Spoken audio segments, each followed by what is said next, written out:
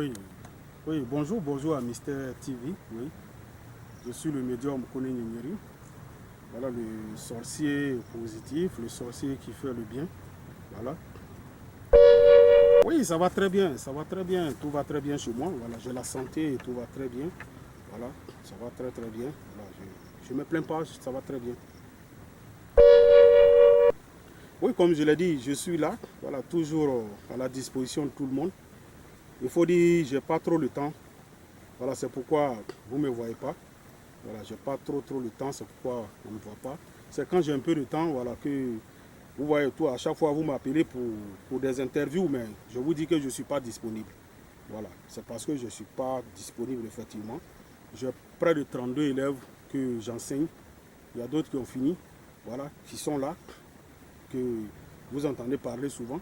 Il y a d'autres aussi qui sont là, voilà. Il y a plein de personnes que j'enseigne. Et en plus encore, je suis à la disposition des gens. Les gens viennent me voir pour des traitements et autres. Voilà. Je guéris des maladies, voilà, des maladies qu'on pense qu'on ne peut pas guérir même. Hein. Voilà, il y a plein de maladies que je guéris. Voilà. Donc, le Covid-19. Bon, écoutez, vous savez, moi, je suis médium. Donc, savoir si je guéris le Covid-19. Est-ce que si je dis aujourd'hui que j'ai le remède, nos dirigeants vont accepter? C'est ça. Parce que l'Afrique est mal vue. Et les Africains sont mal vus. Les tradis praticiens ne sont pas considérés. Vous voyez, moi je suis médium, féticheur. Je consulte, je vois tout, je guéris. Je suis tradit praticien en même temps. Moi j'ai été président des médiums de la commune de Yopougon. Dans une commune à Abidjan, Yopougon. De la grande commune, une des grandes communes d'Abidjan, si vous voulez même de la Côte d'Ivoire. J'ai été le président de ces médiums-là pendant des années. Vous comprenez? Il y a plein de tradis praticiens qui sont là, qui sont forts, qui guérissent des maladies. Je sais de quoi je parle. Mais est-ce que les gens nous considèrent? Sinon, on fait beaucoup. Nous, on fait beaucoup. Mais est-ce qu'on est considéré? Moi, c'est ce que j'ai demandé à chaque fois. Que les gens essaient de nous considérer. Qu'ils nous mettent à notre place. Et que chacun fait son travail. Il faut valoriser ce qu'on a, notre culture là. Les gens doivent valoriser ça. Mais pour que les gens puissent nous considérer là, les autres puissent nous considérer, c'est nos dirigeants, nos représentants, nos chefs et hôtes, nos chefs d'État. Vous allez voir dans tous les royaumes aujourd'hui, il y a des médiums. Dans tous les royaumes, il y a des médiums. Les royaumes, les rois là, ils savent pourquoi. Ils connaissent nous, notre importance. Quand quelque chose doit arriver, on prévient. Tel sacrifice on doit faire, on fait. Nos journalistes doivent bien jouer leur rôle. Je vais m'adresser aux journalistes aujourd'hui. Je vais m'adresser à nos journalistes aujourd'hui. Parce que souvent, il y a des débats que je vois. Quand les gens, il n'y a même pas, comment on appelle ça, une semaine de cela, hein, j'ai suivi une émission dans une chaîne de télévision, là, que je ne vais pas citer le nom pour ne pas faire de publicité. Une femme parlait de la tradition. J'ai senti que nos journalistes, ils étaient un peu réticents. Comme si c'était mauvais. Et j'ai vu même une émission encore où c'est un blanc même qui allait voir des choses, comment on appelle ça, nos traditions, qui allait découvrir nos traditions à Korogo même. Hein.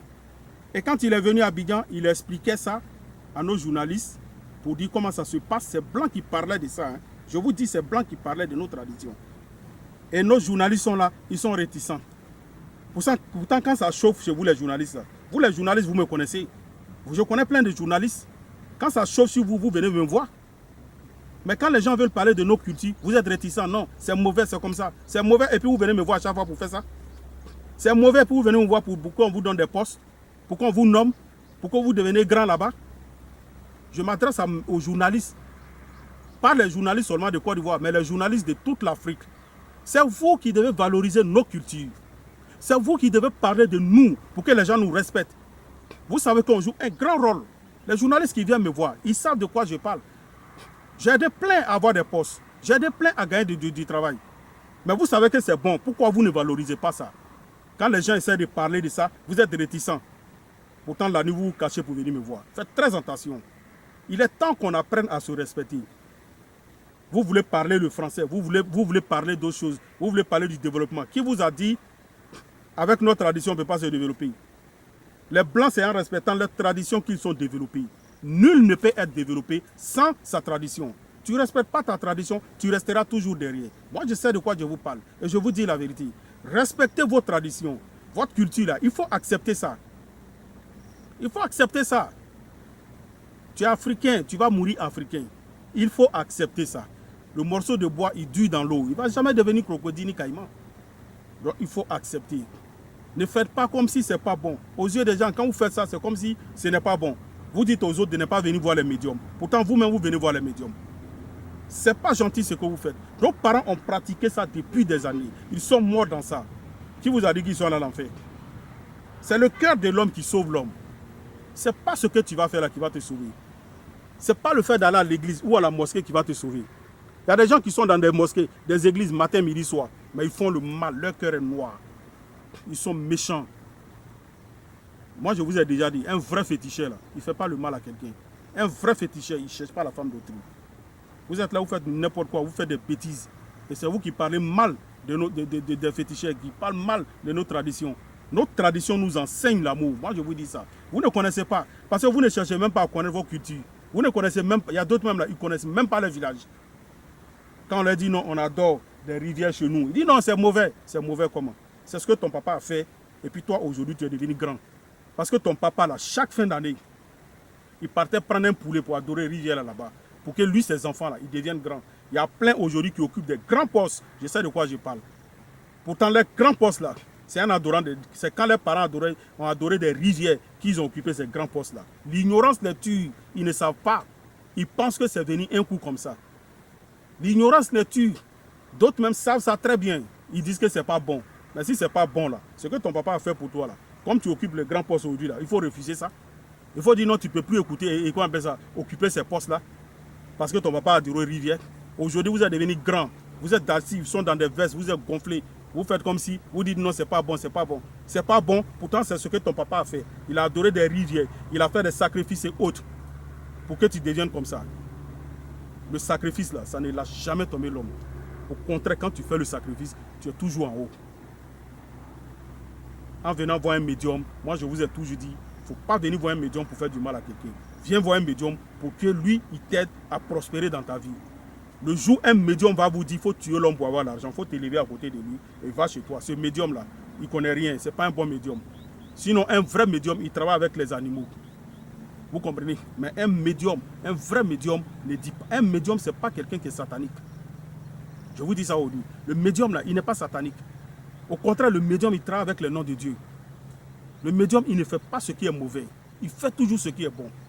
Un médium ne fait jamais du mal à quelqu'un. Un vrai médium, hein, il ne fait jamais du mal à quelqu'un. Respectez les médiums. Respectez les médiums. Ils jouent un grand rôle. Il y a beaucoup de choses qui arrivent dans le noir, dans des secrets. Nous, on intervient. Vous ne savez pas ça. Vous dormez sous vos deux oreilles. Il y a beaucoup de choses qui arrivent. Nous, on protège, on fait beaucoup de choses.